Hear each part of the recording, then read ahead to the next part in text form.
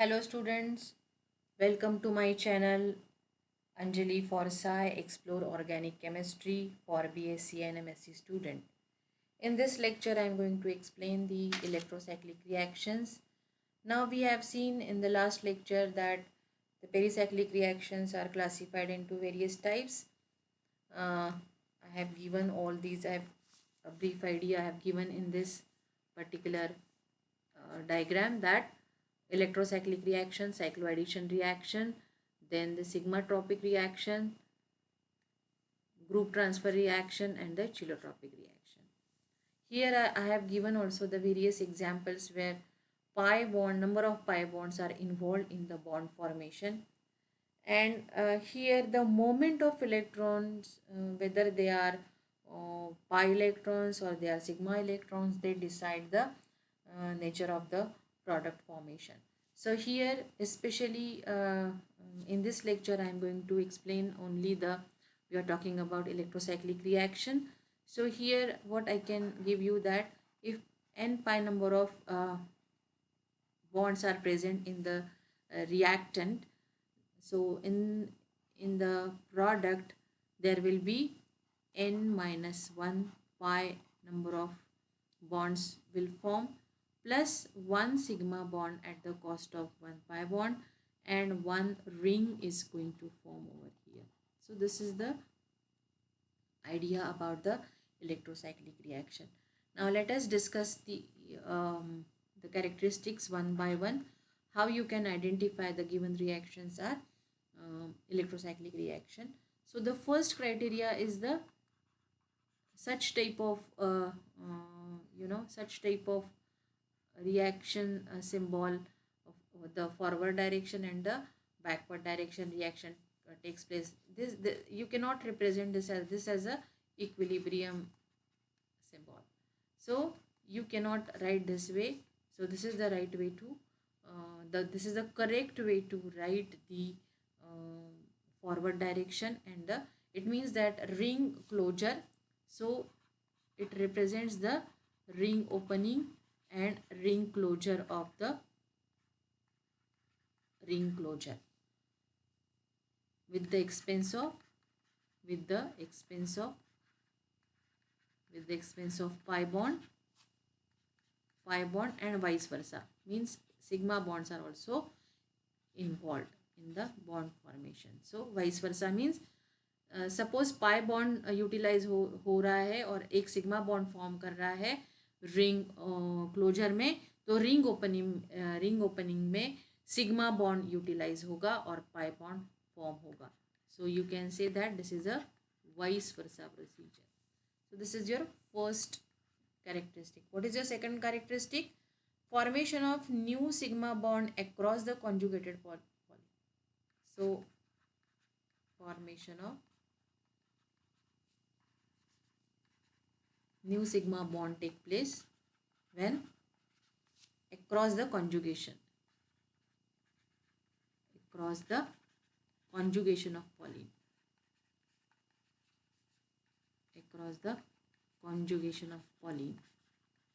Now here we are using only or vice versa. Now here whenever the electrocyclic reaction is there, the reaction takes place in the both direction, ring closure and ring opening. So vice versa is the. So example की बात करते हैं कि conjugation. So this is the alternate double bond है, alternate double bond is present. So this is a right example of the conjugation. So this is a right reactant we can see. अगर हम कुछ इस प्रकार से बात करते हैं, so here they are isolated double bonds. So this is not the appropriate reactant we can utilize for the electrocyclic reaction. So only the conjugated polyenes are considered as a reactants for the electrocyclic reaction. All right. Then the third point you have to remember that how the reaction takes place? Reaction takes place via movement of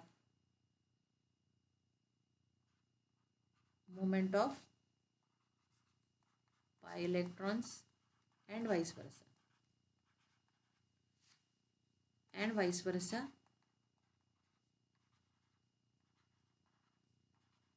along a cyclic transition. As we know that the pericyclic reactions are concerted and the reaction takes place via cyclic transition state through the movement of pi electrons or vice versa. So here this is the important step, which electrons are participating and show the moment along the system, which decides the cyclic transition state. And the reaction takes place in the thermal condition. अगर कुछ ऐसे type का symbol है तो दे पता चलता है कि पेरिसाइक्लिक रिएक्शन है और उसमें हम लोग उसे then the photochemical also photochemically induced भी रिएक्शन हो सकती है. सो फोटोकेमिकल कंडीशन भी हो सकता है, थर्मल कंडीशन भी हो सकता है. And the last important thing is under for the formation of sigma bond और vice versa, for the formation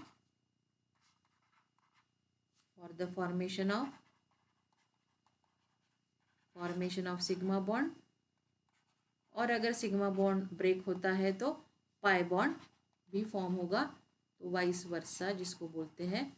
अगर इस प्रकार का बॉन्ड फॉर्मेशन और बॉन्ड ब्रेकिंग भी हो रहा है तो पी जो ऑर्बिटल से जो पार्टिसिपेट कर रहे हैं रिएक्शन में will be rotated.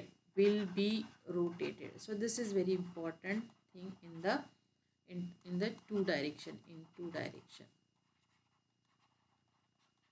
So इसका एग्जाम्पल हम अभी देखते हैं. तो थोड़ा सा रिवाइज करते हैं कि पेरिसाइक्लिक रिएक्शन में अगर इलेक्ट्रोसाइक्लिक रिएक्शन की बात करते हैं तो सबसे पहले हमारा पाई इलेक्ट्रॉन सिस्टम होना ज़रूरी है. पाई इलेक्ट्रॉन सिस्टम रहेगा. दूसरा पॉइंट हमारा इम्पोर्टेंट रहेगा कि रिएक्शन जो है वो थर्मली या फोटोकेमिकली इंड्यूस्ड होगी. और तीसरा जो रहेगा आपको कॉन्जुगेशन देखना होगा irrespective of the number of carbon atoms, है ना. नंबर ऑफ कार्बन एटम्स, कितने भी कार्बन एटम्स हो, अगर कॉन्जुगेशन है तो इलेक्ट्रोसाइक्लिक रिएक्शन इसमें हो सकती है. नाउ मूविंग टुवर्ड्स द जो पॉइंट नंबर 5 है जिसमें इसको मैं थोड़ा सा इलेबोरेट करूँगी, because after all the reaction takes place via the, इसमें जो है टर्मिनल लोब्स जो होते हैं ना वो terminal lobes, all terminal lobes are involve in the bond formation. अब एग्जाम्पल के तौर पे देखते हैं कि देखो इसको मैं किस प्रकार से लिखती हूँ कि फॉर एग्जाम्पल अगर मुझे 1,3-ब्यूटाडाइन इनके pi orbital, so this is a example of 1,3-ब्यूटाडाइन. तो इसको मैं कुछ इस प्रकार से so I will write it as in this way. ठीक है, जो बीच के जो है वो मैं कंसिडर नहीं करूँगी, मैं सिर्फ टर्मिनल लोब्स, तो टर्मिनल लोब्स है मैं इसको कंसिडर करूँगी क्योंकि टर्मिनल लोब्स ही आपको इफेक्टिव ओवरलैपिंग देते हैं bond breaking and bond making में. तो मैं ब्यूटाडाइन को कुछ इस प्रकार से रिप्रेजेंट कर रही हूँ, तो आप इसको थोड़ा सा देख लीजिए कि किस प्रकार से मैं कर रही हूँ. अब हमने देखा इसका मॉलिक्यूलर ऑर्बिटल डायग्राम देखा है हमने, तो इसको psi3 एंड psi4, और मैं सिर्फ अभी इसके नोड्स के बारे में नहीं सोचूंगी, मैं सिर्फ इसके फेज के बारे में सोचूंगी. I know that this is a psi1, so the terminal lobes they have same phase. Even है तो अपोजिट फेज में चलेंगे, फिर से ऑड है तो both terminal lobes are in a same phase. यहाँ पर even है तो अपोजिट फेज में रहेंगे. तो इतना मैंने कर लिया है.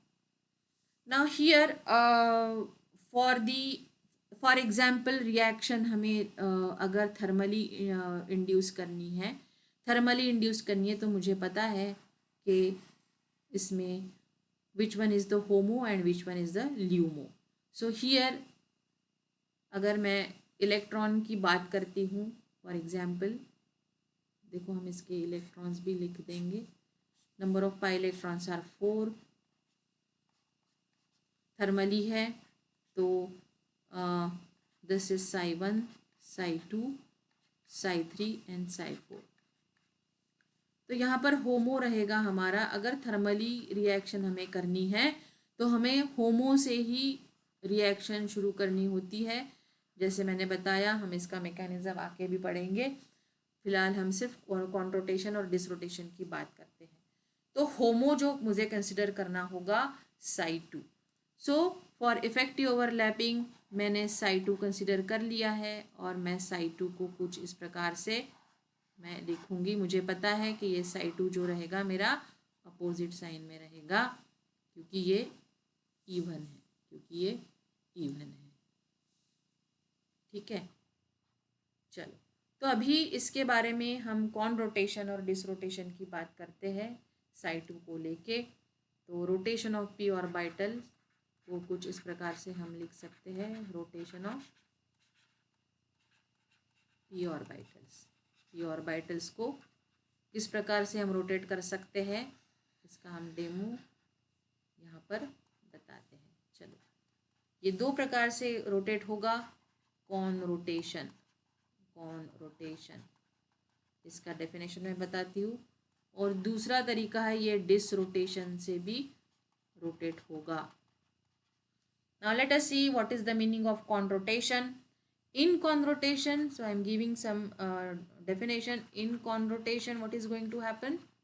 In conrotation, the p orbitals or p lobes, you can say, p orbitals will be rotated in either both, दोनों के दोनों.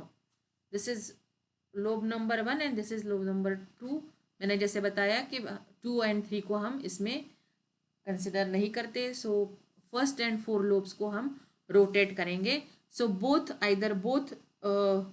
Lobes they will move in the, दोनों के दोनों या तो क्लॉकवाइज घूमेंगे या तो एंटी क्लॉकवाइज रोटेट होंगे.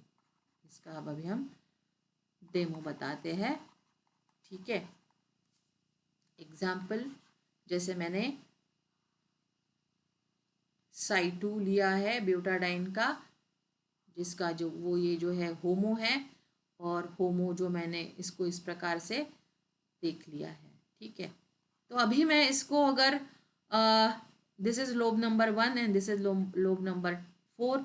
लोब नंबर 1 को मैं रोटेट कर रही हूँ क्लॉकवाइज डायरेक्शन में, और लोब नंबर 4 को भी मैं क्लॉकवाइज डायरेक्शन में अगर मूव करती हूँ तो मुझे कुछ इस प्रकार से बॉन्ड फॉर्मेशन देखने को मिलता है.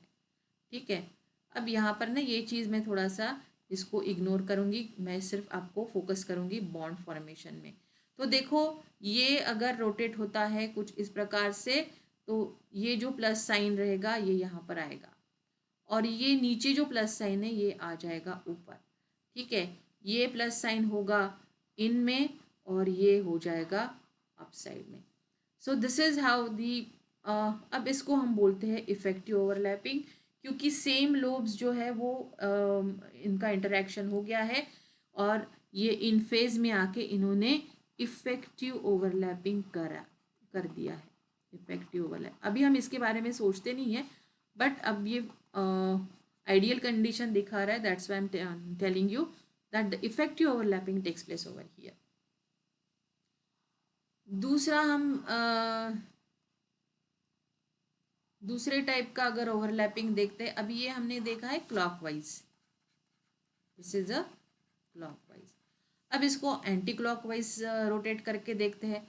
अब एंटी क्लॉकवाइज मतलब lobe number 1 and lobe number 4, ये दोनों भी उल्टी दिशा में घूमेंगे, घड़ी के उल्टे दिशा में घूमेंगे, एंटी क्लॉकवाइज। देखो एंटी क्लॉकवाइज करने से क्या होगा, माइनस जो आएगा कुछ इस प्रकार से, माइनस आएगा ऊपर, यानी ये ऊपर जाएगा माइनस साइन, और ये जो प्लस साइन है ये नीचे आएगा। तो यहाँ पर भी हमें इफेक्टिव ओवरलैपिंग देखने को मिलता है, क्योंकि दोनों के लोब्स ये सेम फेज में आ गए। तो ये भी एक इफेक्टिव ओवरलैपिंग का एग्जाम्पल हम बता सकते हैं, ठीक है। बट इर्रेस्पेक्टिव ऑफ दैट मैं आपको सिर्फ कॉन्रोटेशन एंड डिसरोटेशन का एग्जाम्पल बता रही हूँ, ठीक है। तो अभी डिसरोटेशन के बारे में देखते हैं कि in disrotation what is going to happen. Disrotation की अगर हम बात करते हैं तो पी ऑर्बिटल्स जो है, या पी लोब्स आप बोल सकते हो, p orbitals will be rotated in opposite direction। भाई अपोजिट डायरेक्शन क्या होती है, अपोजिट डायरेक्शन क्या होती है, आइदर क्लॉकवाइज और एंटी क्लॉकवाइज। इसका एग्जाम्पल अभी हम देखते हैं। चलो एग्जाम्पल अभी मैं इसी को लेके डिस्कस करूँगी, क्योंकि हमने साई2 को कंसिडर किया है एज अ होमो, और होमो का जो है लोब हमारा कुछ इस प्रकार से है। अब डिसरोटेशन यानी this is lobe number 1 and this is lobe number 2। हमें पता है कि टर्मिनल लोब्स के साथ ही इंटरेक्शन होता है और इफेक्टिव बॉन्ड फॉर्मेशन होता है, आइदर बॉन्ड ब्रेकिंग और बॉन्ड ब्रेकिंग में, दोनों में सेम सिनेरियो है। अब मैं लोब को कुछ क्लॉकवाइज डायरेक्शन में घुमाऊंगी और 4 को एंटी क्लॉकवाइज घुमाऊंगी। तो ये मेरा क्लॉकवाइज रोटेट हो रहा है और ये मेरा एंटी क्लॉकवाइज रोटेट हो रहा है। तो देखो इसका बॉन्ड फॉर्मेशन कैसे आपको दिखाई देगा। ये बॉन्ड फॉर्मेशन आपको कुछ इस प्रकार से क्योंकि ये प्लस साइन अभी यहाँ आ जाएगा, तो ये प्लस साइन हो गया इस प्रकार से, और ये माइनस साइन आपका यहाँ आ जाएगा। तो मैंने माइनस साइन यहाँ पर रख दिया है। तो यहाँ पर देखो दोनों भी they are not in a phase. अब इफेक्टिव ओवरलैपिंग होगा कि नहीं होगा वो हम बाद में देखते हैं, लेकिन ये फेज में नहीं है।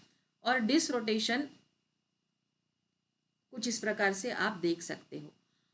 दूसरा डिसरोटेशन देखो जिसमें मैंने पहले लोब को क्लॉकवाइज रोटेट किया है और दूसरे लोब को मैंने एंटी क्लॉकवाइज रोटेट किया है। अब यहाँ पर मैं क्या करूँगी, पहले लोब को मैं नंबर 1 लोब को मैं एंटी क्लॉज घुमाऊंगी और नंबर 4 को मैं घुमाऊंगी क्लॉकवाइज डायरेक्शन में। तो देखो अगर ये है तो प्लस साइन जाएगा आउटवर्ड में और ये जाएगा इनवर्ड में, वैसे ही प्लस साइन जाएगा आपका इनवर्ड में। तो इसको मैं बाहर निकालती हूँ, यहाँ पर माइनस आ जाएगा और यहाँ पर रहेगा मेरा पॉजिटिव एंड नेगेटिव। यहाँ पर भी हम देखते हैं कि दोनों लोब्स है नॉट इन फेज है। ये आगे की इंफॉर्मेशन मैं बताती हूँ कि अगर इस प्रकार का आपको बॉन्डिंग मिलता है तो ये इफेक्टिव बॉन्डिंग नहीं कहलाएगा, bond formation does not take place.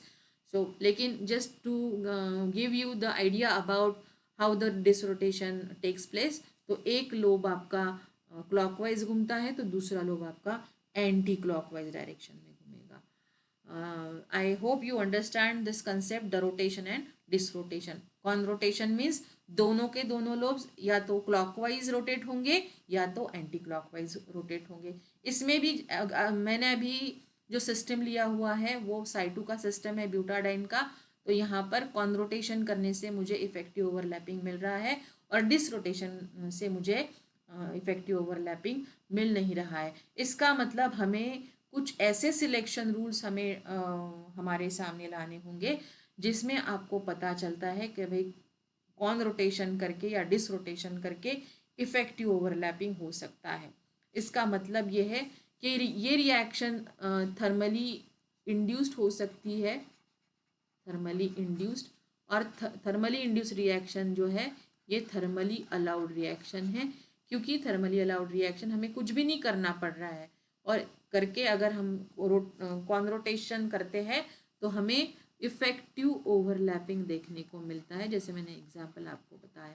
और यहाँ पर हमें अगर हम डिसरोटेशन करते हैं थर्मल कंडीशन में, तो रिएक्शन में हमें ये दोनों भी लोब्स है, they are not in a phase, हमें नोड, इसको हम बोलते हैं कि हमें नोड फॉर्मेशन मिल रहा है यहाँ पर, है ना। तो इस प्रकार का अगर इंटरेक्शन आपको दिखाई देता है तो इट इज हिडन, सो या फॉरबिडन, और you can say that the.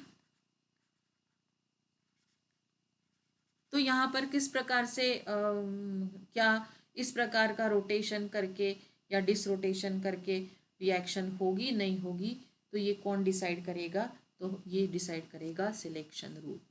तो सिलेक्शन रूल जो है, ये selection rule in for electrocyclic reaction, हर एक ये रूल्स सबके लिए अलाउ नहीं है, ये rules only for electrocyclic reaction है, इसको आप ध्यान में रखिए, क्योंकि साइक्लो एडिशन के लिए अलग रूल्स है, सिग्मा ट्रॉपिक के लिए अलग रूल है। तो ये जो रूल्स है ये सिर्फ और सिर्फ हमें इलेक्ट्रोसाइक्लिक में ही देखने को मिलेंगे। तो देखो आप इसको, और आप जब भी इलेक्ट्रोसाइक्लिक रिएक्शन करोगे कॉर्नर में ना ये रूल लिख के रख देना, क्योंकि ये बहुत ही इम्पोर्टेंट रूल्स है, इसी के अकॉर्डिंग हमें कंप्लीट मैकेनिज्म रन करना होता है। तो एक जगह पे यहाँ पर इलेक्ट्रॉन सिस्टम है, यहाँ पर रिएक्शन कंडीशन हमें देनी है। अगर इलेक्ट्रॉन सिस्टम जो है आपकी पाई एन है, 4n है, तो फॉर एग्जाम्पल 4n मतलब आपके जो इलेक्ट्रॉन्स है n is equal to 0 1 2 etcetera. अगर आपके इलेक्ट्रॉन्स रहेंगे 4 पाई, यानी अगर 4 पाई इलेक्ट्रॉन्स आर देयर और 4 इलेक्ट्रॉन्स आर देयर, तो रिएक्शन जो अगर थर्मल कंडीशन करते हैं तो आपको जो टर्मिनल लोब्स है आपको कॉन रोटेशन में डालने होंगे। अगर आपका 4n है और आपको अगर लगाना है फोटोकेमिकल रिएक्शन, तो आपको जो है ना डिसरोटेशन करना पड़ेगा। और यहाँ पर जो है just wait, it becomes little bit congested, so I am drawing the another good one।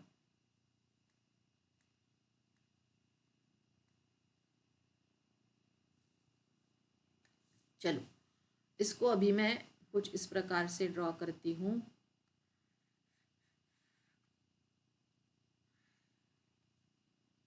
So these are the selection rule. यहाँ पर मैंने लगा दिया है कंडीशन, रिएक्शन कंडीशन, और यहाँ पर मैं लिखूँगी कि कौन सी इलेक्ट्रॉन सिस्टम को किस रिएक्शन कंडीशन में उसके टर्मिनल लोब्स आपको कैसे रोटेट करने होंगे ताकि आपका इफेक्टिव ओवरलैपिंग देखने को मिलेगा। तो यहाँ पर जैसे मैं 4n डालती हूँ, तो 4n अगर मैं लिखती हूँ तो 4n सिस्टम यानी ये सिस्टम है 1,3-ब्यूटाडाइन, जहाँ पर नंबर ऑफ इलेक्ट्रॉन्स आर 4। तो ये सिस्टम में अगर 4n है और मुझे थर्मल रिएक्शन करनी है, तो थर्मल रिएक्शन करने के लिए मैं लोब्स को कॉन रोटेशन में घुमाऊंगी, तो मुझे इफेक्टिव ओवरलैपिंग। ये हम क्यों रोटेट कर रहे हैं भाई, ये हम जो लोब्स है हमें रोटेट करने की क्या ज़रूरत है, हमें रोटेट करने की इसलिए ज़रूरत है क्योंकि हम चाहते हैं कि इफेक्टिव ओवरलैपिंग हो। इफेक्टिव ओवरलैपिंग कब होगा, जब all the lobes are in a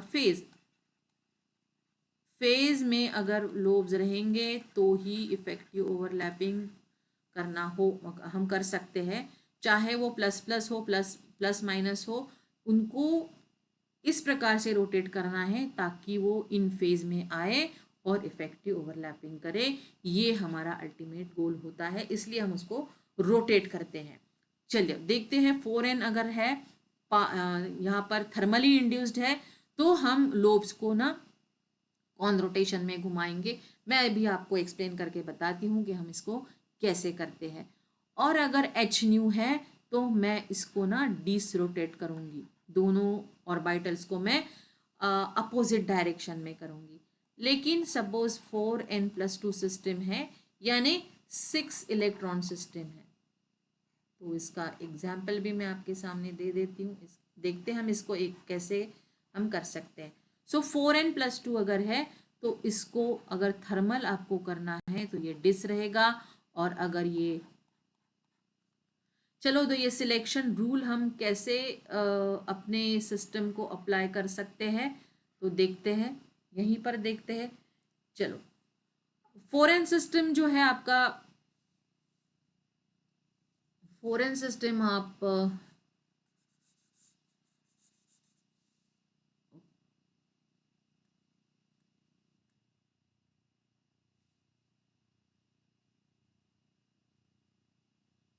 alright. So 4n system हम लोग देखते हैं अभी यहाँ पर कि भाई 4n हमारा कैसा रहेगा। Alright, so this there is a problem in the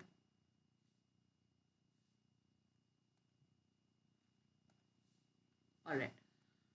so देखो मेरे पास ये सिस्टम है 4n सिस्टम, ये मेरी है 4n सिस्टम जिसमें नंबर ऑफ इलेक्ट्रॉन्स मेरे रहेंगे 4 इलेक्ट्रॉन्स। ठीक है, अब मैं इसका अगर मॉलिक्यूलर डायग्राम निकालती हूँ, molecular orbital diagrams are very very very important over here. तो जैसे मैंने आपको पहले भी बताया कि आपको मॉलिक्यूलर डायग्राम निकालना आना ही चाहिए, इट इज़ मैंडेटरी, क्योंकि एवरीवेयर मॉलिक्यूलर डायग्राम्स आपको कंसीडर करने हैं। उसके होमोल्यूमो ज़्यादातर हम एफएमओ के साथ ही रिएक्शन को रन करते हैं या उसका एनालिसिस करते हैं या मैकेनिज्म देखते हैं। तो ये मैंने कुछ इस प्रकार से मेरे चारों मॉलिक्यूलर ऑर्बिटल्स मैंने ड्रॉ कर दिए हैं। अब मैं इसमें ज़्यादा आपको टाइम वेस्ट नहीं करूँगी, मैं फटाफट इसमें नोट्स लगा दूँगी, क्योंकि ये चीज़ मैंने आपको बता दी है कि भाई ये आपका psi 2 है, psi 1 है, ये psi 3 है और psi 4 है। मुझे ये चीज़ें वैलिडेट करनी है कि थर्मल कंडीशन में कौन रोटेशन ज़रूरी है और फोटोकेमिकल में मुझे डिसरोटेशन करना है। तो क्यों करना है डिसरोटेशन? क्योंकि हमारा पूरा खेल जो है वो किसके साथ है, हमारा होमो के साथ रहने वाला है। ठीक है, psi 2 को मैं इसके टर्मिनल लोब्स है वो मैं डिफरेंट फेज में डाल दूंगी, मुझे पता है कि ये डिफरेंट फेज में रहते हैं, इवन है इसीलिए।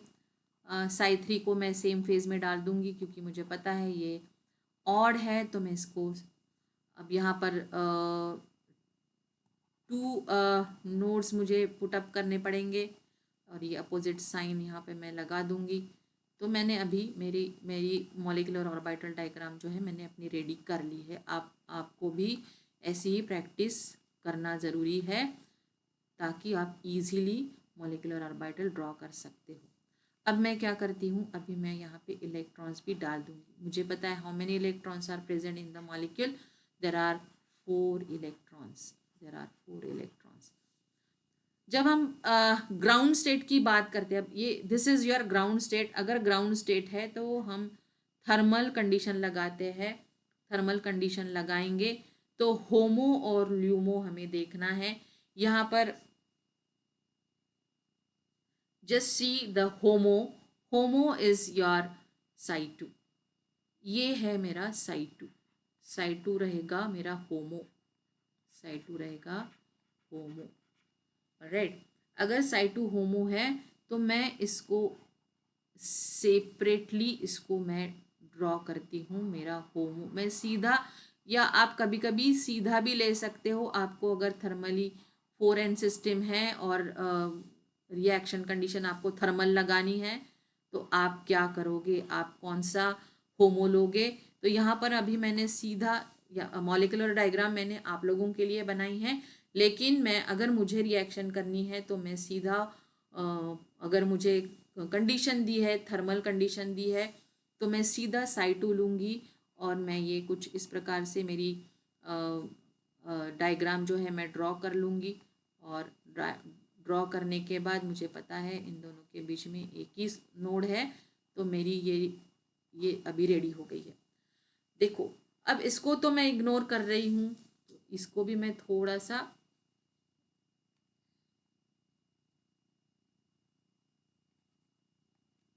ठीक है, मैं भी सिर्फ टर्मिनल लोब्स की बात करूँगी, क्योंकि मुझे पता है टर्मिनल लोब्स ही हम लोग कंसिडर करते हैं, जैसे मैंने आपको पहले भी एक्सप्लेन किया है।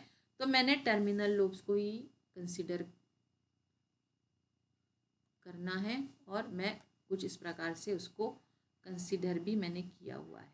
ठीक है, तो टर्मिनल लोब्स, अब टर्मिनल लोब्स में मेरे दोनों भी लोब्स जो है ना, अपर जो मेरा लोब है वो प्लस साइन दे रहा है, और यहाँ का 1 और 4, ये 1 और 4, तो they are in opposite phase, दोनों भी अपोजिट फेज में है, अपोजिट फेज में है।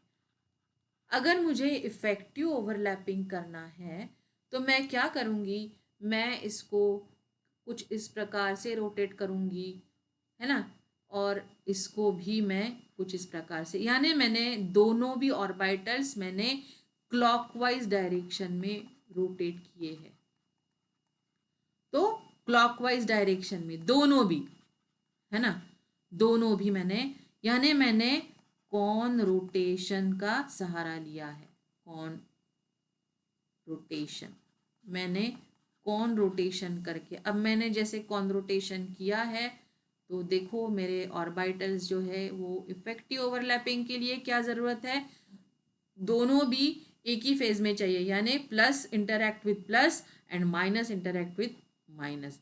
तो इसको मैंने यहाँ रोटेट किया, तो ये जो प्लस प्लस मेरा ऑर्बिटल यहाँ है और ये जो जा रहा है मेरा इस डायरेक्शन में, यानी कॉन रोटेशन करके मैंने दोनों को इस प्रकार से रोटेट किया ताकि मेरे दोनों भी फेजेस जो है वो इन फेज में आ जाए और इफेक्टिव ओवरलैपिंग हो। मैंने क्यों कॉन रोटेशन किया, क्योंकि मुझे प्लस के साथ प्लस इंटरैक्ट करना है और माइनस के साथ माइनस इंटरैक्ट करना है, इसीलिए मैंने कॉन रोटेशन का सहारा लिया। तो अगर रिएक्शन आपकी थर्मली इंड्यूस्ड है तो आपका होमो रहने वाला है साइड 2। अगर साइड 2 है तो आपको कॉन रोटेशन करना ज़रूरी है, क्योंकि साइड 2 के ऑर्बिटल्स जो टर्मिनल ऑर्बिटल्स है वो अपोजिट फेज में है। तो जब अपोजिट फेज होता है तो C2, अगर हम अपोजिट फेज में अगर लोब्स है और आपको इफेक्टिव ओवरलैपिंग करना है तो आपको C2 प्लेन ऑफ सिमेट्री करनी है। इसका मतलब ये है कि आपको कॉन रोटेशन करना है, कॉन रोटेशन। तो ये एक हमारा वैलिड हो गया। अब देखते हैं कि भाई जो आपका फोटोकेमिकली अगर आपको करना है, अगर आपको फोटोकेमिकली इसको लीड करना है तो हम इसको फोटोकेमिकली कैसे करते हैं इसका भी मैं आपको अभी डेमो बताती हूँ। तो ये थर्मल कंडीशन में कुछ होमो हमारा साइटू था। अब हम फोटोकेमिकल कंडीशन अगर लगाते हैं तो ऑलराइट, फोटोकेमिकल कंडीशन अगर मैंने लगा दिया तो देखो यहाँ पर ये थोड़ा सा प्रॉब्लम देता है। ओके चलो, तो यहाँ पर मैंने अभी इसको फोटोकेमिकली इंड्यूस कर दिया है। ठीक है, अगर मैंने इसको फोटोकेमिकली इंड्यूस कर दिया है इसका मतलब ये है कि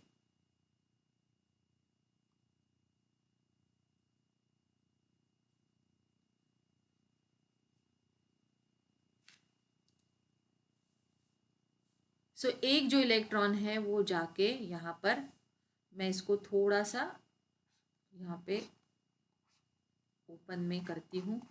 ठीक है, ये मेरा ग्राउंड स्टेट का है, ये मेरा ग्राउंड स्टेट का है। इसको मैं फोटोकेमिकली अगर इंड्यूस्ड करती हूँ, ये psi1 है, ये psi2 है, ये psi3 है और ये psi4 है। एक इलेक्ट्रॉन एक्साइट होके भाई psi3 पे जाके बैठ जाएगा। इसका मतलब ये है कि यहाँ पर ना आपका होमो और लूमो सब कुछ चेंज हो गया। ठीक है, तो ये psi 1 है, ये psi 2 है, ये psi 3 है और ये psi 4 है। थर्मल में आपका होमो क्या था, psi 2 था, लेकिन यहाँ पर अभी एच न्यू कंडीशन है, तो आपका होमो क्या रहने वाला है, आपका होमो रहेगा psi 3। अब psi 3 है यानी मैं सीधा psi 3 का होमो लेती हूँ यहाँ पे, तो मैंने कुछ इस प्रकार से इसको ले लिया है नीचे, क्योंकि मुझे इसके साथ रिएक्शन करनी है टर्मिनल लोब्स के साथ।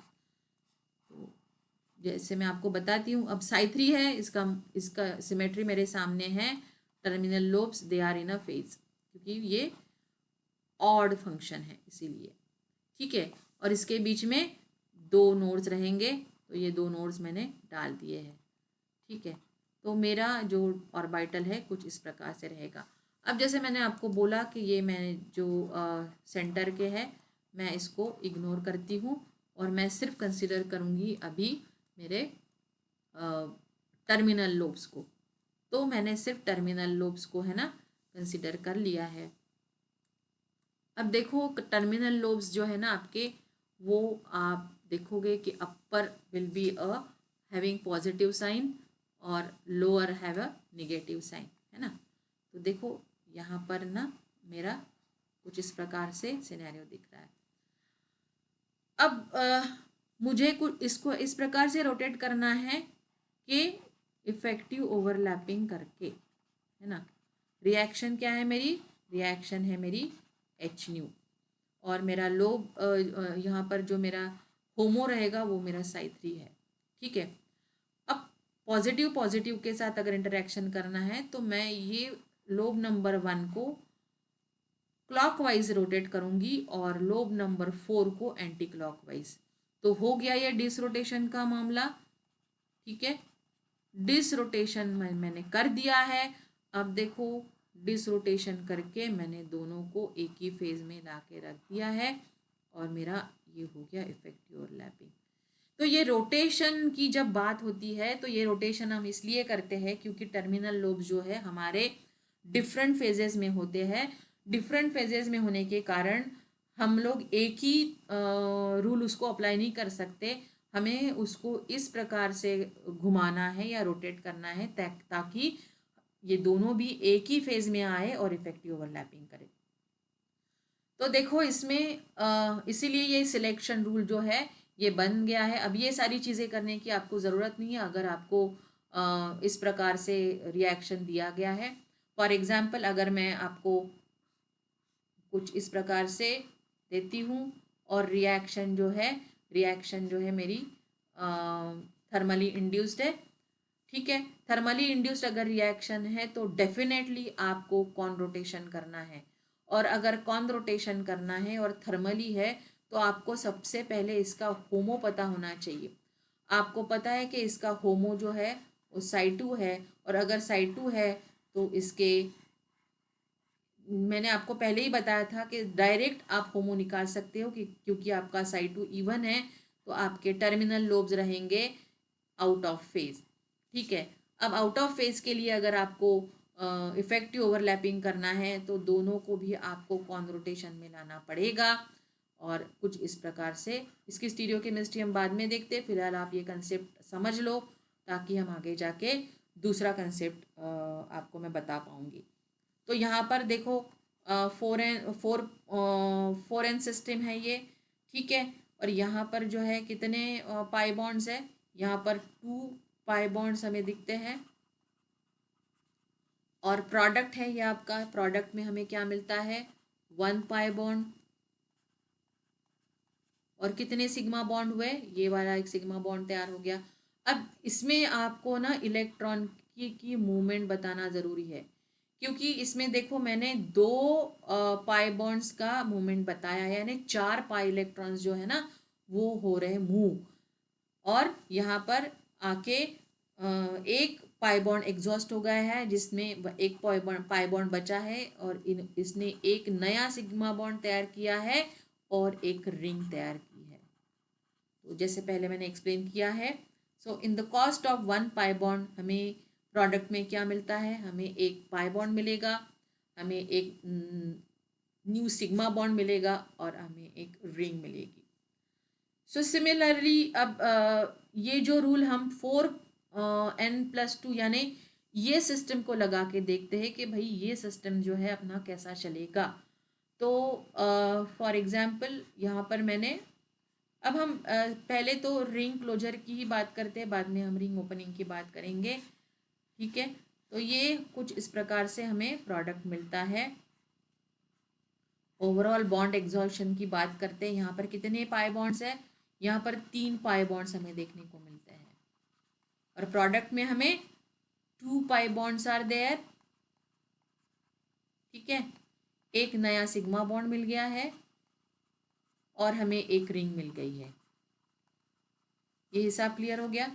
चलो अभी हम इसका सिलेक्शन रूल को हम कैसे देखते हैं। सिलेक्शन रूल है, देखो ये अभी जब मैं ये विंडो फॉरवर्ड करती हूँ तो मेरा सिलेक्शन रूल मुझे दिख नहीं रहा है, तो मैं एक क्या कर लूँगी, मैं अपने कॉर्नर में ना हमेशा मैं जब भी ये रिएक्शन सॉल्व करती हूँ तो मैं हमेशा कॉर्नर में ये सिलेक्शन रूल मेरे कन्वीनियंस के लिए मैं लिख लेती हूँ। तो ये रिएक्शन कंडीशन डाल दूँगी, ये 4n है, ये अब ये मैं सालों से ये कर रही हूँ तो मुझे ये रूल पूरा याद है। तो कॉन्डिस, तो इसको भी आप याद करने का तरीका देख लो। पहला कॉन्डिस आपने डाल दिया तो इसको अपोजिट कर दो, इसको डिस कर दो और इसको कॉन कर दो, तो ये क्रॉस मल्टीप्लिकेशन जैसा हो गया। कॉन्डिस है तो ये उल्टा है, यहाँ पे डिस कॉन है। अब देखो इसमें अगर मैं थर्मल कंडीशन लगाती हूँ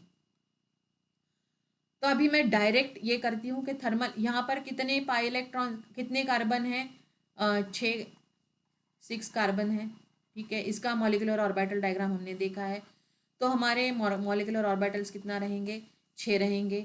ठीक है, 6 रहेंगे, तो अभी मैं सीधा ना इसकी इलेक्ट्रॉनिक कन्फिगरेशन में लिख लेती हूँ और उसी में से मैं होमो निकालूंगी और होमो को डायरेक्ट मैं ड्रॉ करूँगी।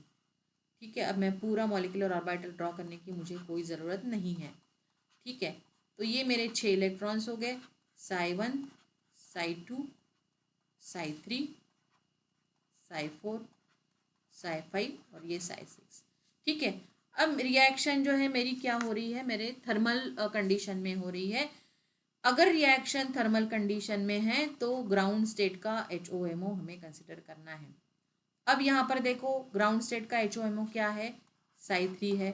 psi3 अगर आपका HOMO है तो इसको मैं डायरेक्ट कैसे ड्रॉ करती हूँ, psi3 is the odd one, तो मैं सीधा, मुझे क्योंकि टर्मिनल की ही बात करनी है तो मैं सीधा ना टर्मिनल लोब्स को ही ले लूँगी।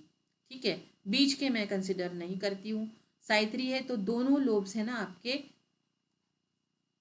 सेम फेज में रहेंगे। ठीक है, अब इसका इफेक्टिव ओवरलैपिंग करना है तो लोब नंबर 1 एंड देखो 6 लोब्स रहेंगे, आपको पता है कि 6 मॉलिक्यूलर ऑर्बिटल्स है तो 6 लोब रहेंगे। 1,3-ब्यूटाडाइन में हमने 4 लोब्स लिए थे तो 1 एंड 4 को कंसिडर किया था, यहाँ पर 1 एंड 6 को कंसिडर करेंगे, इसको डिस रोटेशन में डालेंगे। 1 को मैं क्लॉकवाइज घुमा रही हूँ और मैं 6 को घुमा रही हूँ एंटी क्लॉकवाइज डायरेक्शन में। तो देखो मेरा प्लस और प्लस इफेक्टिव ओवरलैपिंग दे रहा है। राइट, और इसको मैं कुछ इस प्रकार से, ये रिंग है, सो दिस रिंग इज, इसको आपको आगे जाके आपको इसी प्रकार से रिएक्शन को करना होगा। तो ठीक है, वेरीफाई हो गया कि भाई डिस रोटेशन से हमें थर्मल रिएक्शन जो है डिस रोटेशन करने, थर्मल कंडीशन में हमें लोब्स को डिस रोटेशन करने से ही इफेक्टिव ओवरलैपिंग होती है ना। तो मैंने पहले भी बताया कि इफेक्टिव ओवरलैपिंग करने के लिए ही हम लोग जो है ना लोब्स को रोटेट कर रहे हैं, नहीं तो किसी भी डायरेक्शन में हम रोटेट कर सकते हैं। ठीक है, अब हम कंडीशन देखते हैं कि भाई ये हमारी हो गई थर्मल कंडीशन। अब मैं इसको अगर फोटोकेमिकल में करती हूँ तो मेरा HOMO जो है वो मेरा क्या रहेगा, वो आप बताएं या फिर आप डिस्कस भी कर सकते हो। तब तक मैं ड्रॉ करने की कोशिश करती हूँ। ये मेरा, चलो अब मैं इसको ना थर्मली मेरा ग्राउंड स्टेट तो मैंने अभी ड्रॉ कर दिया है, लेकिन अगर रिएक्शन मेरी फोटोकेमिकली इंड्यूस्ड है तो यहाँ पर आपको photochemical excitation, one of the electron will be jump from psi 3 to psi 4। ठीक है, तो ये मेरा psi 1 हो गया, psi 2 हो गया, psi 3 हो गया। ये मैं बार बार इसलिए लिख रही हूँ क्योंकि यहाँ पर तो ऑलरेडी है, लेकिन आपको क्लियर कट, बच्चे कभी कभी कंफ्यूज हो जाते हैं, इसलिए मैं बार बार इसको लिख रही हूँ। तो होमो रहेगा मेरा psi 4 रहेगा मेरा होमो। ठीक है, अब मैं क्या करूँगी, मैं सीधा ना इसका मॉलिक्यूलर डायग्राम ड्रॉ कर दूंगी। ठीक है, ये 6 लोब्स है, ये लोब नंबर 1 है, ये लोब नंबर 6 है। टर्मिनल लोब्स मेरे, ये जो मेरा psi 4 है ये E1 है, तो अपोजिट लोब्स यहाँ पर क्या रहेंगे, they are terminal lobes opposite phase में रहेंगे। ठीक है, अब इसको इफेक्टिव ओवरलैपिंग के लिए प्लस और प्लस का कॉम्बिनेशन होना ज़रूरी है, तो इसको मैं कॉन रोटेशन में डाल दूंगी। मैं इसको इस प्रकार से रोटेट करूंगी ताकि plus will combine with plus and minus will combine with minus. अब यहाँ पर मैं, मुझे किसी एक को ही दिखाना है, तो plus will combine with plus, तो ये हो गया मेरा कॉन रोटेशन। तो देखो ये एच न्यू है तो मुझे कॉन रोटेशन करना है, अगर थर्मली इंड्यूस्ड है तो मुझे डिस रोटेशन करना है। तो ये हो गया इसका वैलिडेशन। ओके, अब देखते हैं कि इसके दूसरा भी एक प्रकार है जिसमें हम ना होमो और ल्यूमो को, देखो आपको जो प्रोसीजर सही लगे, मैं तो आपके सामने सारी प्रोसीजर रख रही हूँ कि कैसे होमो ल्यूमो निकालते हैं। ये एक प्रोसीजर है जिसमें आपको होमो ल्यूमो आप आसानी से निकाल सकते हो। दूसरा भी एक तरीका है जो वो मैं आपके साथ अभी शेयर करती हूँ कि भाई आप दूसरी तरीके से भी to find out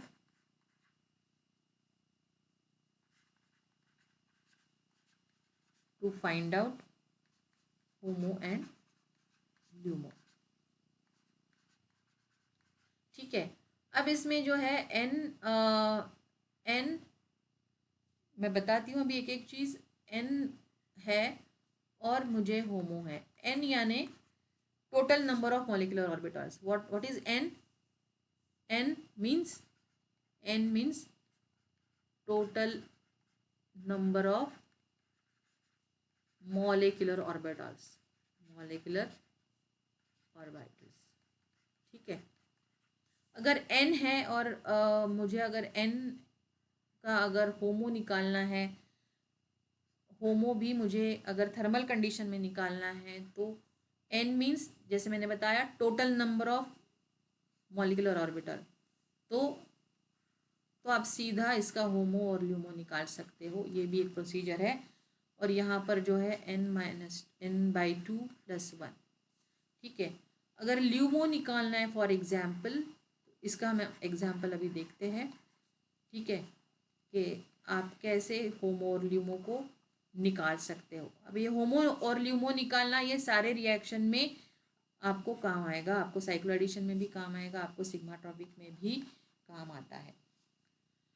so n/2 + 1 and n/2 + 2। देखो अभी हम एग्जाम्पल लेते हैं 1,3-ब्यूटाडाइन। ठीक है, 1,3-ब्यूटाडाइन। अब 1,3-ब्यूटाडाइन यानी ये है। ठीक है, कितने मॉलिक्यूलर ऑर्बिटल्स है? मॉलिक्यूलर ऑर्बिटल्स कितने हैं? 4 है, यानी n = 4। ठीक है, सो ये नंबर हमें मिल गया ब्यूटाडाइन में। तो अगर हम लोग 4 की बात करते हैं तो देखो इसमें टोटल नंबर ऑफ 4 ही है, क्योंकि 4 ही कार्बन है, तो हम इसको डायरेक्ट 4 पुटअप करेंगे। ठीक है, इसमें पुटअप करेंगे कि होमो कैसे निकालूंगी मैं अभी। तो होमो निकालने के लिए प्रोसीजर क्या है? होमो निकालने के लिए n/2 है। ठीक है, तो मैं क्या करती हूँ, डायरेक्ट आपको 4/2 करती हूँ, तो 2, यानी होमो मेरा 2 सेकंड नंबर यानी psi 2। ये psi है, ये psi है, यानी मॉलिक्यूलर ऑर्बिटल है। ठीक है, अगर मुझे ये थर्मल कंडीशन की बात कर रहे हैं हम लोग, थर्मल कंडीशन का होमो मुझे ये मेथड से मिलेगा। ठीक है, और एच न्यू फोटोकेमिकली इंड्यूस्ड होमो अगर मुझे निकालना है तो मेरे पास कौन सा फॉर्मूला है, ये फॉर्मूला है, that is a n/2 + 1। n मुझे पता है मेरे 4 है, 2 + 1 यानी ये आएगा 2 + 1 मीन्स इट इज 3 यानी psi 3। फोटोकेमिकल कंडीशन में होमो रहेगा psi 3, थर्मल कंडीशन में होमो रहेगा psi 2। तो ये प्रोसीजर से भी आप जो है होमो निकाल सकते हो। अब ल्यूमो की बात करते हैं। ल्यूमो जो है, इसका ल्यूमो निकालते हैं ब्यूटाडाइन का। ठीक है, ब्यूटाडाइन n, इसमें भी मुझे पता है n = 4। अगर ल्यूमो निकालना है, ल्यूमो मुझे अगर थर्मल कंडीशन में ल्यूमो निकालना है तो उसका फॉर्मूला है मेरा n/2 + 1 यानी 4/2 + 1 यानी 2 + 1 यानी 3 मीन्स psi 3। तो psi 3 मेरा रहेगा थर्मल कंडीशन में, LUMO will be psi 3। H new condition देखते हैं, एच न्यू कंडीशन का ल्यूमो देखते हैं। एच न्यू कंडीशन में फॉर्मूला n/2 + 2। ठीक है, n/2 n 4/2 + 2 तो 2 + 2 4 psi 4। तो अगर एच न्यू कंडीशन है और उसका ल्यूमो रहेगा psi 4, तो ये एक मेथड है जिसकी हेल्प से, जिसकी मदद से आप होमो और ल्यूमो कैसे भी निकाल सकते हो। अब फॉर एग्जाम्पल अगर मैं 6, हम ये वाला एग्जाम्पल भी देख सकते हैं। देखो कितने ऑर्बिटल्स इसमें रहेंगे, total number of orbitals in this system, molecular orbitals will be 6 यानी आपका n निकल के आया 6। ठीक है, तो मैं अगर होमो की बात करती हूँ और थर्मल कंडीशन करती हूँ तो फॉर्मूला क्या है होमो का, देखो यहाँ पर n/2। ठीक है, n/2 रहेगा, n/2 मतलब 6/2 यानी 3 यानी psi 3। तो 4n+2 सिस्टम में, 4n+2 सिस्टम में total number of molecular orbital 6 है, तो n नंबर निकल के आया 6। और मुझे अगर थर्मल कंडीशन में होमो निकालना है तो इस फॉर्मूला से मैं psi 3 मैंने निकाल दिया है। उसी प्रकार से मैं इसका एच न्यू कंडीशन लगाती हूँ। इसका फॉर्मूला है, देखो उसका फॉर्मूला क्या है, n/2 + 1 फॉर्मूला है, n/2 + 1 यानी 6/2 + 1, तो ये हो गया 3 + 1 यानी psi 4। तो psi 4 रहेगा आपका होमो व्हेन 4n+2 सिस्टम में एच न्यू रहेगा हमारा कंडीशन। ठीक है, उसी प्रकार से हम ल्यूमो को भी निकाल सकते हैं 6 इलेक्ट्रॉन्स के लिए। तो ल्यूमो हमारा रहेगा n/2 + 1 थर्मल कंडीशन में, 6/2 + 1, 3 + 1 4 psi 4। तो ये जो हमें नंबर मिलता है, ये मिलता है हमारा मॉलिक्यूलर ऑर्बिटल का नंबर। इसको आपको ध्यान में रखना है। अगर मैं इसको एच न्यू करती हूँ तो देखो इसका ल्यूमो क्या बोल रहा है, ल्यूमो का अगेन n/2 + 2 के हिसाब से अगर मैं करती हूँ, 6/2 + 2 सो 3 + 2 विल बी 5। देखो यहाँ पर आपका निकल के आया psi 5। आप अगर प्रैक्टिकली भी देखते हो तो यही आप नंबर्स आपके सामने आएंगे, यही होमो और ल्यूमो आपको निकल के सामने आएंगे. So in this way you can easily find out the homo and lumo of the system in 2 pi system and in uh, not in 2 pi, it is a 4 pi system and 4n plus 2 system and 4n system. So here I have explained everything in both the cases, that how you can rotate and why the disrotation and rotation is important in both the cases. All right. Now let us see some examples where you can see the.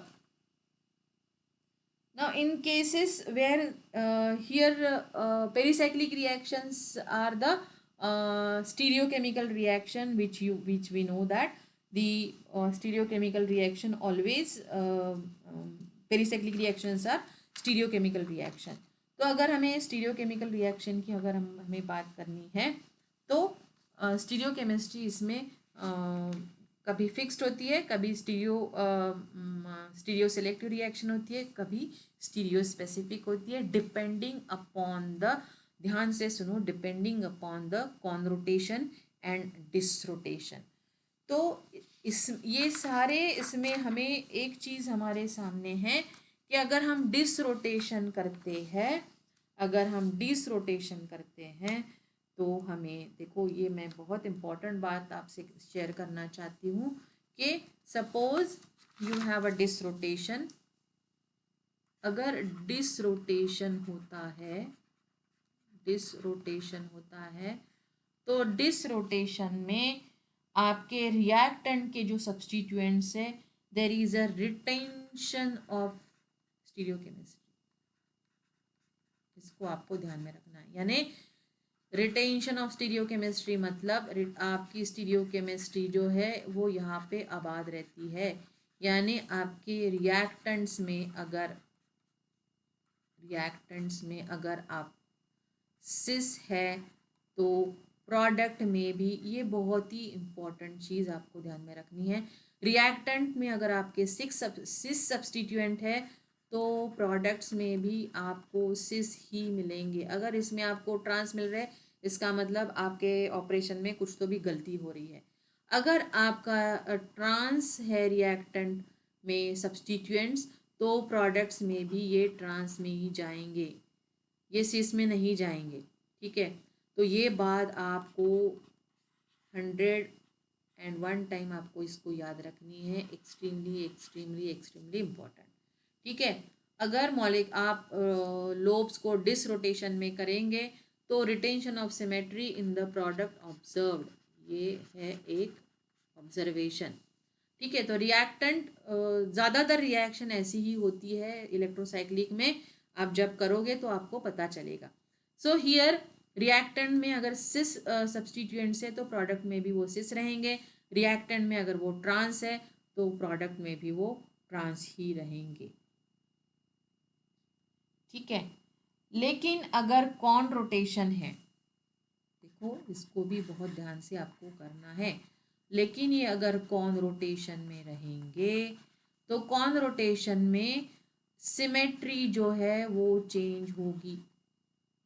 Change of symmetry of stereochemistry observe. Change of stereochemistry observe यानी अगर आपके reactant में सिस है तो product में ये trans में जाएंगे सब्स्टिट्यूएंट्स. अगर आपके रिएक्टेंट में वो ट्रांस में है तो वो सिस में जाएंगे प्रोडक्ट में. यानी इसकी स्टीरियोकेमिस्ट्री जो है वो चेंज होती है. ठीक है, इसका मतलब ये है कि मैं इसको थोड़ा सा और एलैबोरेट करना चाहूँगी कि if the reaction shows con rotation, for example reactant यहाँ पर है और आपको इसके ऊपर कॉन रोटेशन का कुछ रिएक्शन कंडीशन दिया है और आपके सामने सिस है, आग बंद करके इसको ट्रांस में डाल दो, क्योंकि अगर रिएक्टेंट कॉन रोटेशन दिखाता है तो इसकी स्टीरियोकेमिस्ट्री जो है वो चेंज होती है। Stereochemistry has to be changed. अगर ये रिएक्टेंट है आपका जाता है डिसरोटेशन में, जो सिस में है, तो आपके प्रोडक्ट में भी सिस ही रहेगा, क्योंकि इसमें स्टीरियोकेमिस्ट्री नॉट चेंज। ठीक है, ये दोनों चीज़ें आपको ध्यान में रखना है। ये ट्रिक्स कुछ इस प्रकार से है। ठीक है, अब ये सिस और ट्रांस हम इसको कैसे देखते हैं, थोड़ा सा मैं कुछ एग्जाम्पल आपके सामने शेयर करती हूँ। देखो ये, तो इसको आप कैसे देखते हो, we know that they are CH3। ठीक है, ये दोनों भी CH3 है। अब ये इसको नोमेनक्लेट करते हैं पहले, 1 2 3 4 5 एंड 6। ठीक है, अब ये 6 है और इसके डबल बॉन्ड्स कहाँ पर है, इसके डबल बॉन्ड्स रहेंगे सेकंड पोजीशन पे। सो ठीक है, 2 एंड 4 ये फिक्स हो गया, 2 एंड 4 पे। अब ये जो है इसको अब किसको हम ई और, अब इसको हम ट्रांस, क्योंकि दोनों भी सब्स्टिट्यूएंट्स एक जैसे हैं तो हम इसको ट्रांस एंड सिस बोल सकते हैं, लेकिन ये डबल डबल बॉन्ड के हिसाब से चलते हैं। ठीक है, देखो ये डबल बॉन्ड है, ये डबल बॉन्ड है। ठीक है, और ये जो है ये ट्रांसोइड है। ठीक है, तो ये जो रहेगा आपका ट्रांस। ठीक है, ये CH3 आपका ट्रांस है, इसका मतलब ये है ई। ठीक है, ये ई में जाएगा, और ये भी है, ये आपका ट्रांस में है क्योंकि ये भी ट्रांसॉइड में है। ठीक है, तो ये भी ई रहेगा। तो 2 4 हम इसको कैसा लिख सकते हैं, इसको हम कुछ इस प्रकार से लिखेंगे कि ये दोनों भी ई है। ठीक है, ई। ठीक है, ई, यानी दोनों भी ट्रांस, आप ट्रांस ट्रांस भी लिख सकते हो 2 4, या फिर आप लिख सकते हो ट्रांस ट्रांस ट्रांस 2 4 हेक्साडाइन हेक्साडाइन। ठीक है, अगर इसका प्रोडक्ट मुझे करना है और रिएक्शन जो रहेगी, हम डिसरोटेशन लगाते हैं तो दोनों भी, अगर रिंग क्लोजर होगा तो क्या मिलने वाला है, दोनों भी ट्रांस रहेंगे, दोनों भी एक दूसरे को ट्रांस रहेंगे। ठीक है, ये CH3 है और ये CH, नहीं ऐसा नहीं होगा, यहाँ पे थोड़ा सा ट्रिक, यही ट्रिक मैं आपको बताना चाहती हूँ।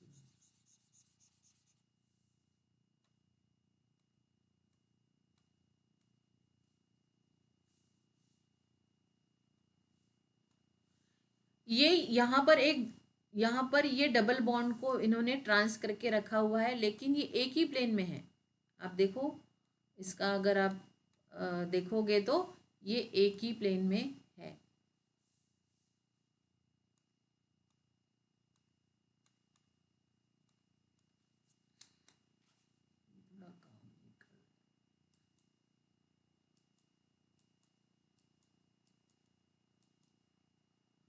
ओके, सो हियर अगर आप देखोगे तो ये CH3 और ये CH3 they are in the same plane, यानी ये एक दूसरे को सेस है। ये भला ही ये डबल बॉन्ड को इसने ट्रांस किया है, लेकिन अगर कुछ इस प्रकार से सिनेरियो आता है तो इसको हम, ये दोनों भी एक ही प्लेन में है तो ये सिस रहेंगे, तो हमारा आंसर जो रहेगा वो कुछ इस प्रकार से रहेगा, कुछ इस प्रकार से हम इसको CC बोलेंगे, यानी आंसर ये हमारा है रहेगा कुछ इस प्रकार से। दूसरा एग्जाम्पल देखते हैं, दूसरा एग्जाम्पल देखते हैं कि ये जो है कुछ इस प्रकार से है।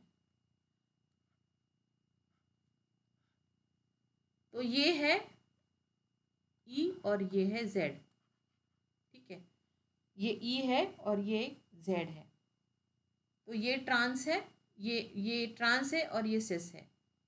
ये CH3 जो है ये ट्रांस है और ये सिस है। तो यहाँ पर हमारा अगर डिसरोटेशन करते हैं तो ये ऐसा ही रहेगा, ये एक ट्रांस रहेगा और एक रहेगा सिस।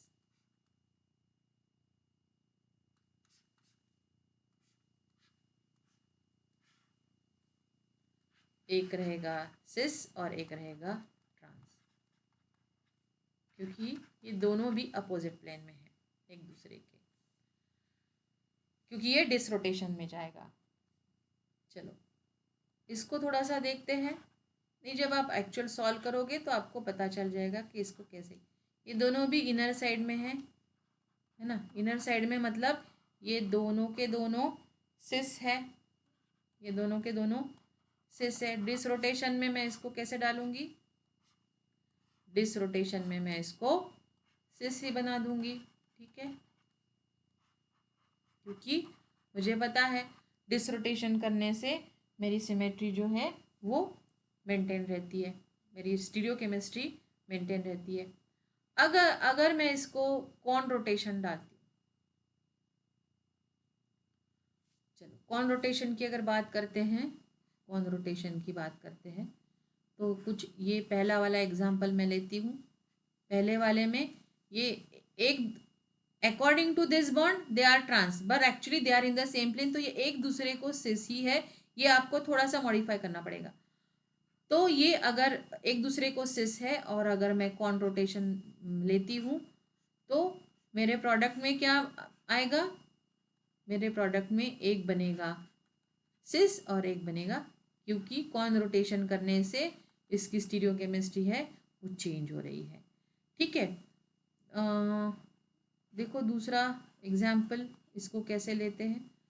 तो ये दोनों भी इनर साइड में है, ठीक है, इनर साइड में मतलब they are cis to each other. अगर मैं कॉन रोटेशन करती हूँ तो इसकी जो स्टीरियोकेमिस्ट्री है ये चेंज हो रही है, ये सिस नहीं रहेंगे, एक सिस बनेगा और एक दे बिकम ट्रांस। ये इतना इजी है, ये ट्रिक मैंने आपके साथ शेयर की है। So in the next lecture we will see some examples of electrocyclic reaction. So with this I stop over here. अगर आपको मेरा वीडियो अच्छा लगा, मेरा लेक्चर अच्छा लगा तो लाइक करो, सब्सक्राइब करो, शेयर करो। Thank you so much for listening this lecture.